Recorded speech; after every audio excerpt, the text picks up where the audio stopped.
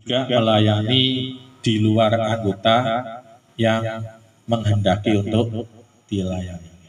Nah, ini kebetulan almarhum Pak Dedi Rubianto ini juga salah satu dari anggota, sehingga kami diminta untuk melayani.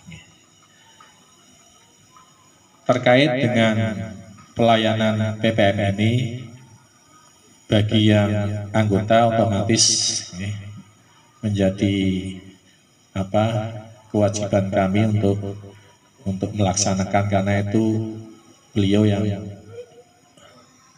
menghendaki.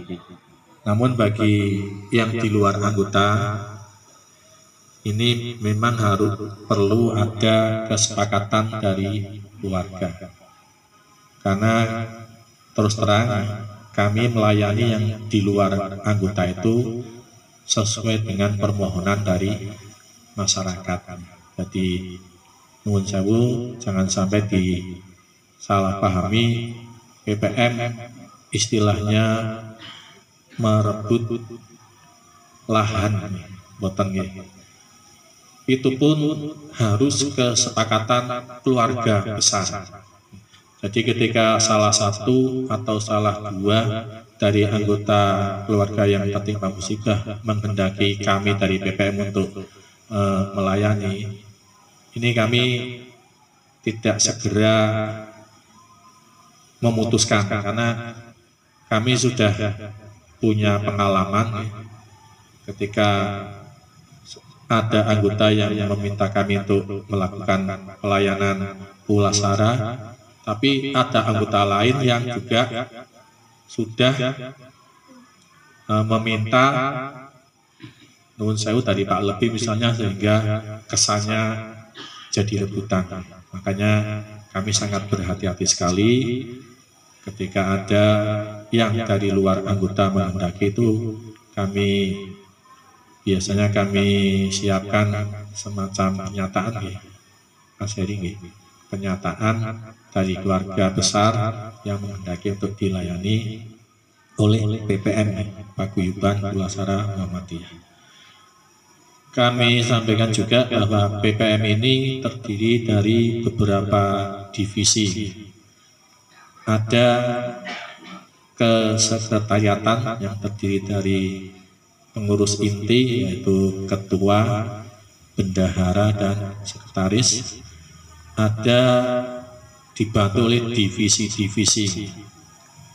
Ada divisi humas terkait dengan penyampaian informasi.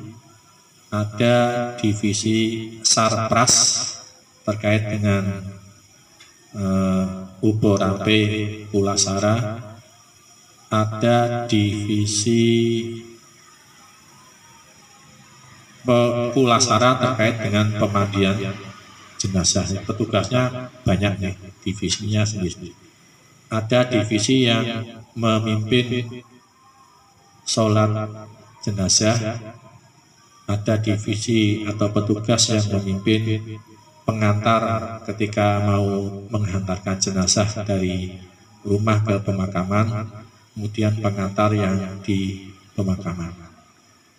Ada juga divisi bila menghendaki dilaksanakan pengajian takziah, ada petugas-petugas tertentu yang bertugas mengisi di pengajian takziah tersebut.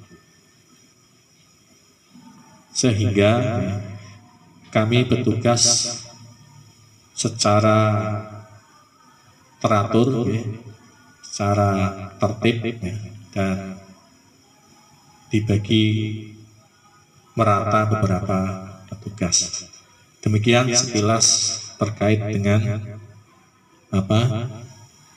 PPM. Oh ya, selama ini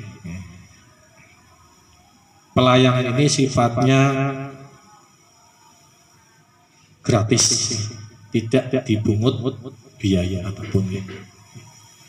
Dan pelayanan ini kami sampaikan juga, ada yang menghendaki secara lengkap dalam artian dari awal memandikan awal terus sampai di pemakaman, sampai pelaksanaan pengajian takziah. Ada juga yang hanya menghendaki pulasara saja sampai pemakaman selesai sesuai dengan permohonan. Dan alhamdulillah dari kami yang kami layani tidak hanya anggota, bahkan yang di luar anggota itu malah lebih banyak yang kami layani. Jadi kami tidak pandang bulu, baik anggota maupun tidak, kalau menghendaki akan kami laksanakan, insya Allah dengan sebaik mungkin. Itulah terkait dengan BBM. Kemudian pada malam hari ini saya diberi tugas untuk menyampaikan pengajian pada malam yang pertama. Dalam khotimah saya bacakan tadi surat Ghafir ayatnya 67. Saya bacakan lagi. A'udzubillahi minasyaitonirrajim. Huwallazi khalaqakum min turabin summa min nutfatin summa min 'alaqatin summa yukhrijukum tiflan summa litablughu asyuddakum summa litakunu suyukhan wa minkum may yutawaffa min qabl wa litablughu ajalan musamma wa la'allakum ta'qilun. Yang artinya, dialah Allah yang menciptakanmu dari tanah, kemudian dari setetes mani, lalu dari segumpal darah, kemudian kamu dilahirkan sebagai seorang anak, kemudian dibiarkan kamu sampai dewasa, lalu menjadi tua. Tetapi di antara kamu ada yang dimatikan sebelum itu. Kami berbuat demikian agar kamu sampai kepada kurun waktu yang ditentukan, agar kamu mengerti. Ini ayat menyinggung masalah kematian kita, kematian makhluknya, bahwa tidak mesti nanti yang meninggal itu mesti yang sepuh, yang tua-tua. Variasi, ada yang baru lahir meninggal, bahkan ada yang masih di dalam kandungan juga meninggal. Ada yang baru umur 2 tahun meninggal. Ada yang sampai tua-tua awet monggo. Intinya bahwa kematian itu adalah tidak mesti di usia tua. Di antara kakak dan adik, yang tua kan kakak nih, bisa jadi yang meninggal dulu adalah adiknya. Di antara suami istri, ada yang lebih dulu suaminya, ada yang istrinya, bahkan ada yang bersama-sama. Misalnya naik mobil, kecelakaan, meninggal berdua. Nah, ini jamaah yang dirahmati Allah, akan kami sampaikan hal-hal yang berkenaan dengan kematian. Ini hanya mengulang, mudah-mudahan pengulangan itu juga ada manfaatnya bagi kita. Hal-hal yang berkenaan dengan kematian, yang pertama yang perlu kita lakukan adalah memejamkan mata dan berdoa. Salah satu doanya disebutkan, Allahumma jurni fi musibati wa akhlif li khairan minha. Ya Allah, berilah aku pahala karena musibahku, dan berilah ganti untukku yang lebih baik daripadanya. Yang pertama memejamkan mata. Jangan sampai dibiarkan orang meninggal matanya masih terbelalak, dibiarkan saja. Harus segera dipejamkan dan dibacakan doa. Kemudian yang kedua adalah menutupi jasad jenazah. Sebelum disiapkan untuk persiapan dimandikan tuh jenazah ditutupi dulu. Yang ketiga menyiapkan dengan segera yang terkait dengan jenazah ini. Borampe semuanya disiapkan, air untuk pemandian, selang, terus malih dulu tempat bak semuanya. Yang berikutnya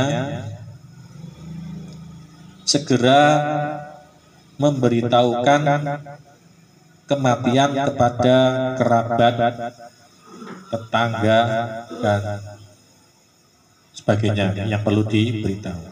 Intinya jangan sampai kematian itu dirahasiakan atau tetangga sampai nggak tahu.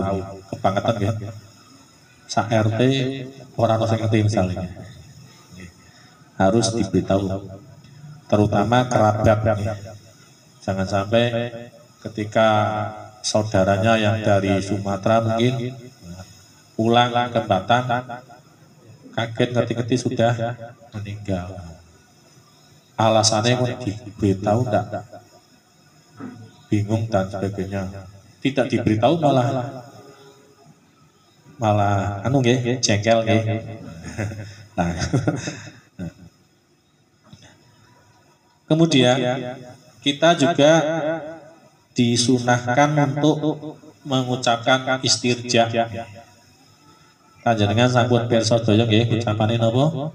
Inna lillahi wa inna ilaihi raji'un. Hadis diriwayatkan oleh Imam Baihaqi dari Ibnu Abbas yang artinya barang siapa istirja pada waktu terkena musibah, Allah akan memperbaiki musibahnya, membuat baik akibatnya, dan membuatkan ganti untuknya yang soleh yang diridhoinya. Jadi ketika kita menerima musibah ini ya salah satunya adalah musibah kematian. Sebetulnya musibah secara umum kita disunahkan untuk membaca istirja karena memang pada hakikatnya ya kita sebenarnya adalah milik Allah Subhanahu wa taala. Jamaah takziah yang dirahmati Allah. Yang berikutnya terkait dengan kematian ini,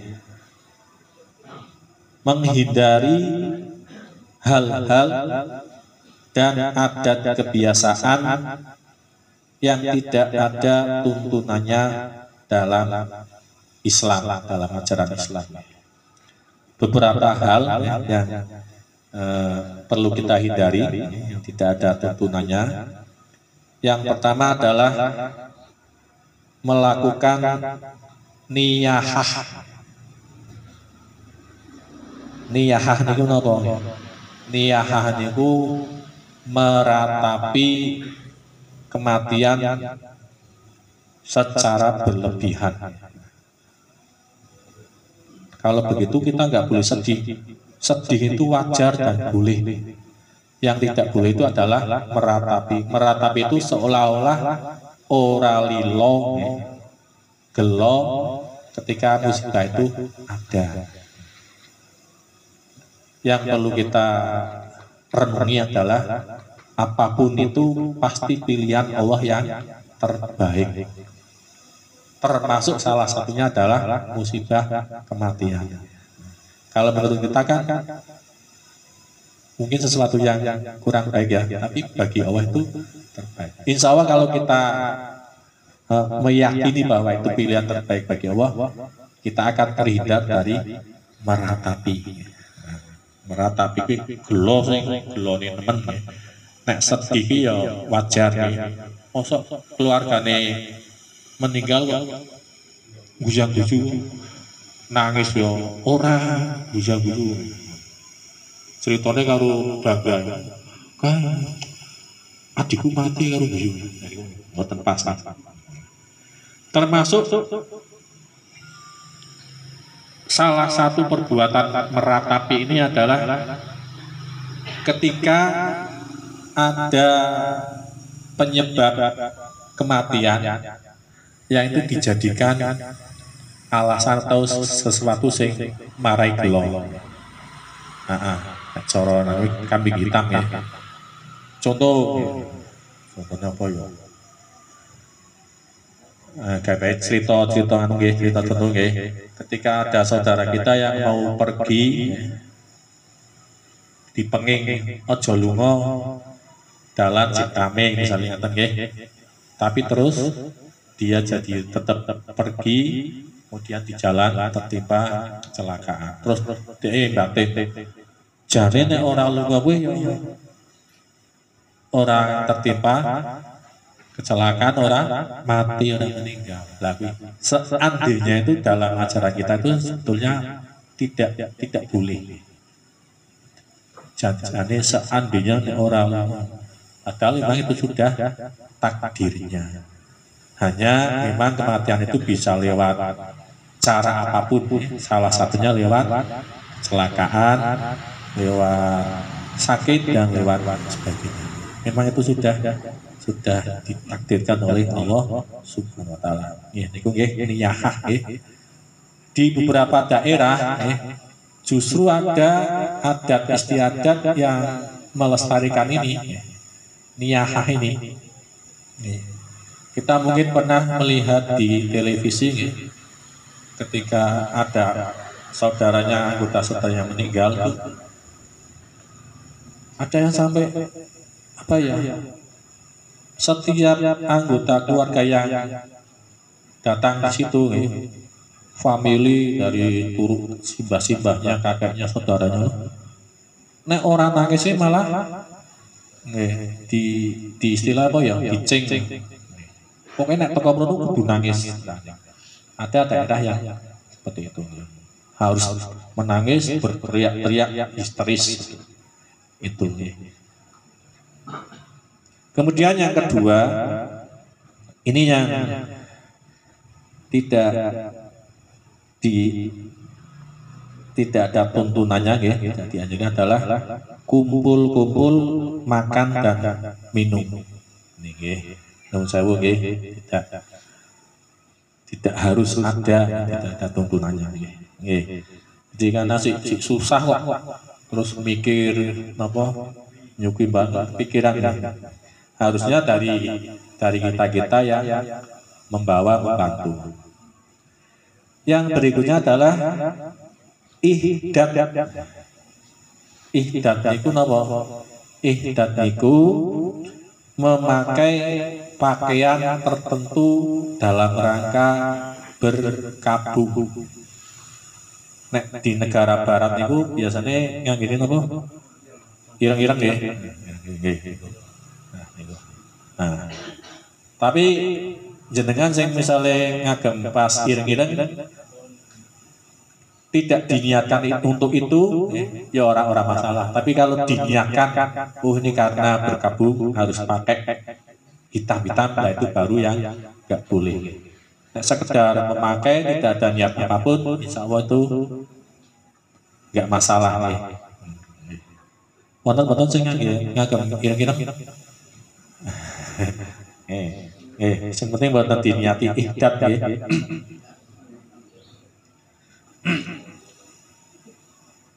Yang berikutnya zikir, membaca Al-Quran, sholawat dan lain-lain dengan suara keras. Niki Rasulullah lebih senang diam, hening sebelum jenazah dimakamkan. Jadi Rasulullah itu lebih senang dalam keadaan hikmat, diam, hening sebelum jenazah dimakamkan. Yang berikutnya yang tidak dianjurkan menyampaikan duka cita atau bela sungkawa dengan memberi karangan bunga. Nah, ini, karena ini termasuk perbuatan takdir. Takdir ya. Karangan bunga niku saat ini minimal pinten nggih? 500.000 nggih. Iki ora kanggo niku. Juga apa jal nggih. Jadi tidak. Tapi biasanya ini karangan bunga ini bisa dari organisasi perusahaan. Tapi kalau dari perorangan ini sebaiknya jangan. Nah, organisasi kita kurang tahu ya, tapi intinya jangan sampai melakukan perbuatan tabdir atau sia-sia, mubadir. Karangan bunga kayak dijejer. Orang kanggo tok nggih. Boten kanggo nggih. Yang berikutnya membagikan uang kepada para takziah sebagai sedekah jenazah.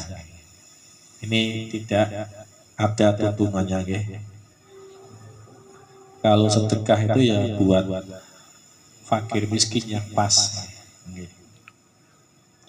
Yang berikutnya yang juga tidak dianjurkan adalah menahan jenazah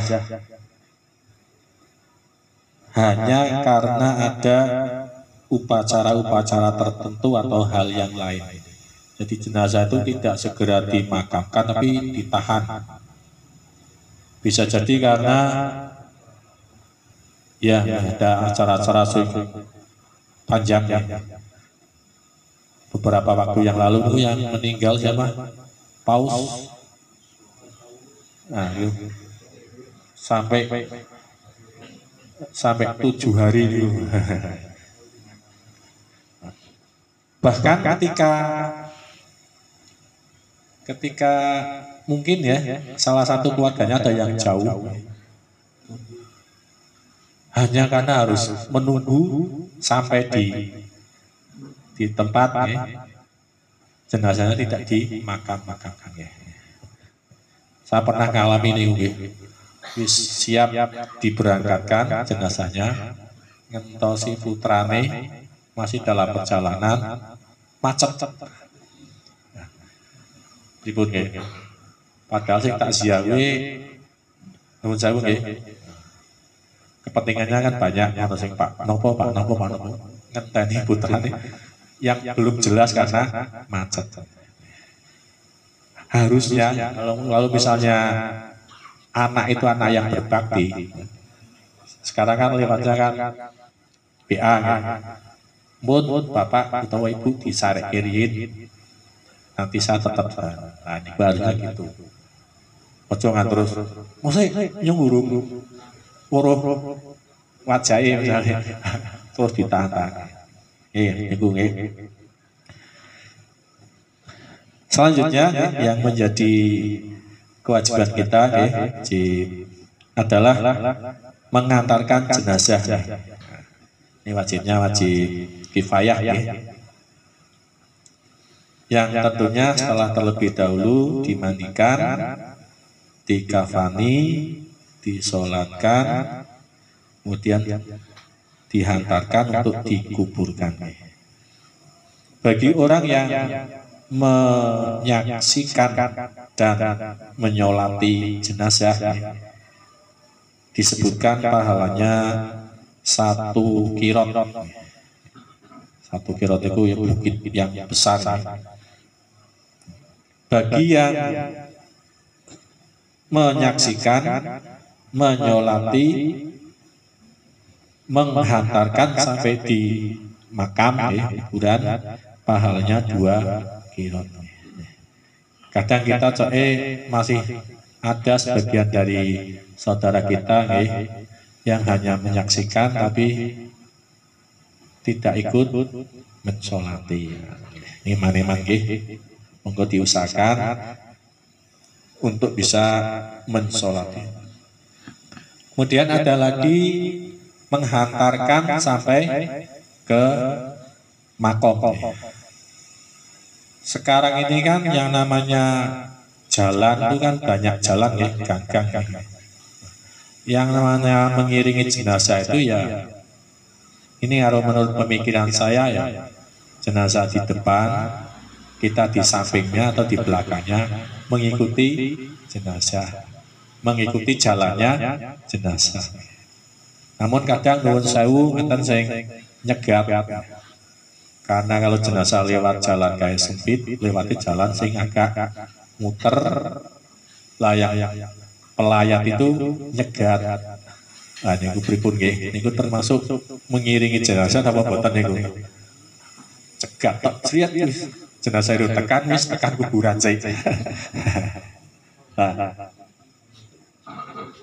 Kalau menurut saya sebaiknya ya mengikuti di belakang jenazah. Jangan sampai kita nyegat jalan jenazah lewat yang muter, kita lewat jalan kita lewat kono kesuwen kaduan lewat kene bae slup langsung tekan. Niku nggih. Ini juga yang perlu menjadi perhatian kita terkait dengan menghantarkan jenazah. Ada hal-hal yang mestinya perlu kita hindari. Ini menjadi pekerjaan kita, yaitu yang harus dihindari, jangan bersuara keras, baik karena dzikir, baca Al-Quran, sholawat. Ini dalam hadis Imam Tabrani dari Zaid bin Arqam disebutkan Allah menyukai diam pada 3 perkara. Pertama, waktu baca Al-Quran. Kita mendengarkan dari diam. Yang kedua, ketika maju di medan perang.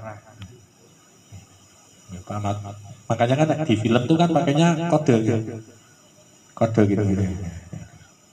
Orang terus pakai suara.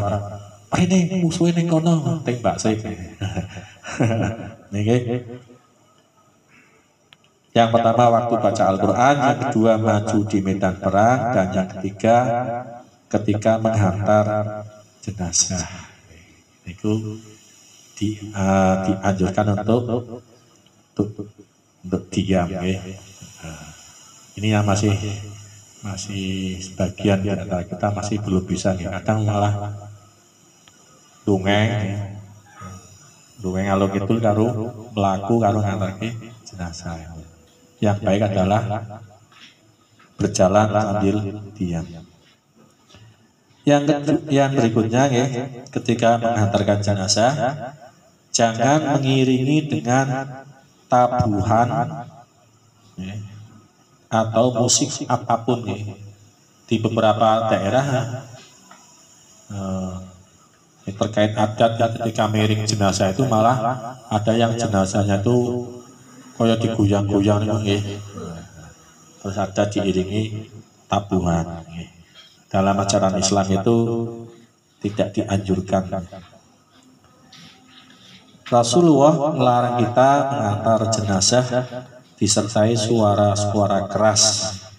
Hadis riwayat Imam Ahmad, Ibnu Majah dari Ibnu Umar. Berikutnya, jangan mengiringi jenazah dengan membakar dupa atau kemenyan atau kayu wangi dan lain-lain.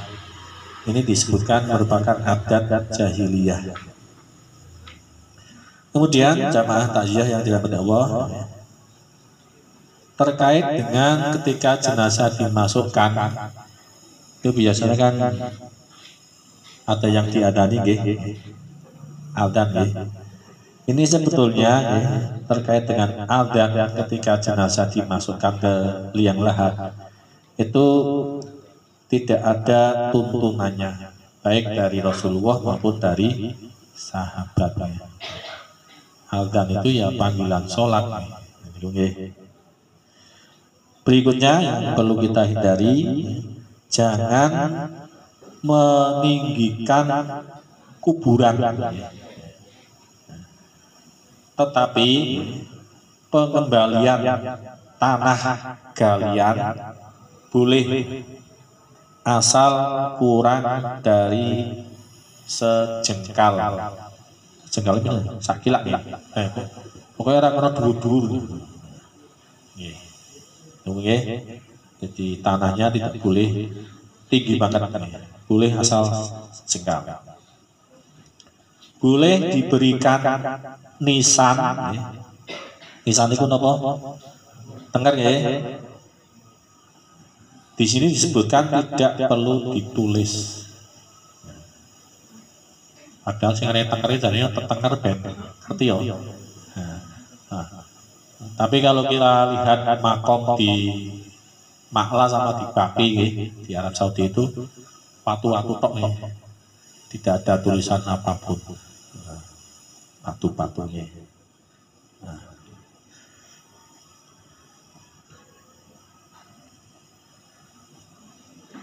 Terus yang perlu kita hindari lagi, mentalkinkan mayat atau jenazah yang sudah dikubur. Ini dianggap tidak bermanfaat dan tidak diajarkan Rasulullah SAW. Talqin itu ketika dalam keadaan sakaratul maut. Ketika sudah meninggal itu ya yang dianjurkan adalah mendoakan. Terus jangan membuat bangunan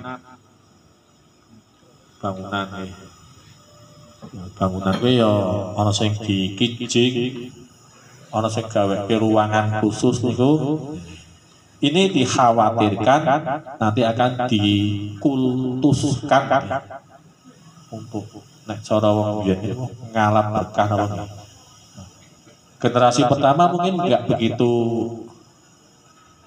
memanfaatkan, nanti kalau sudah tekan anak cucu tekan cicit itu bisa dikeramatkan. Wah ini ono cukup iki berarti biyen makame Simbah Sopo, bisa jadi seperti itu. Ini yang dikhawatirkan akan menimbulkan kesyirikan. Yang berikutnya, jangan duduk di atas kubur. Jangan duduk di atas kubur. Dan misalnya layak dipun. Nah, di sini disebutkan kecuali keperluan yang mendesak. Kalau layak kan mendesak. Pak jika ning dijal isine kuburan kabeh. Paksa kan?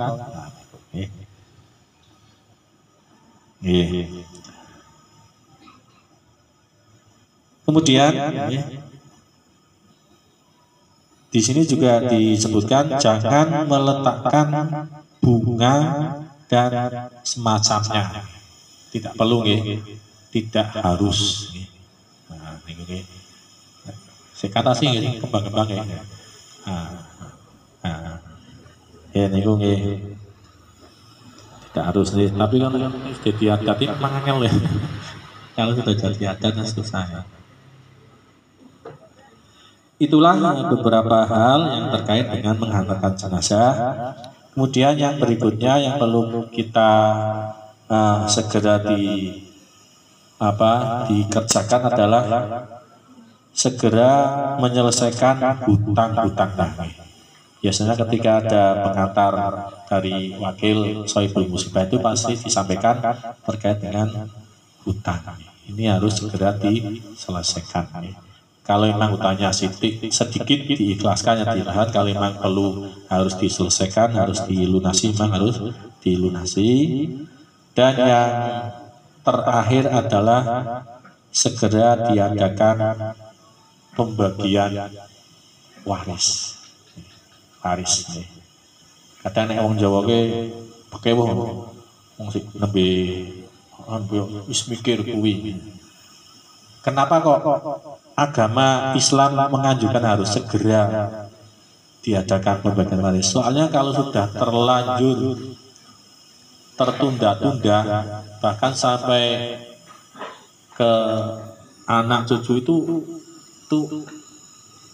masalahnya kan semakin besar, bahkan bisa menimbulkan permusuhan karena tidak segera dibagi. Padahal bisa jadi di antara ahli waris ada yang memang dalam kondisi membutuhkan, butuh ke orang dibagi-bagi.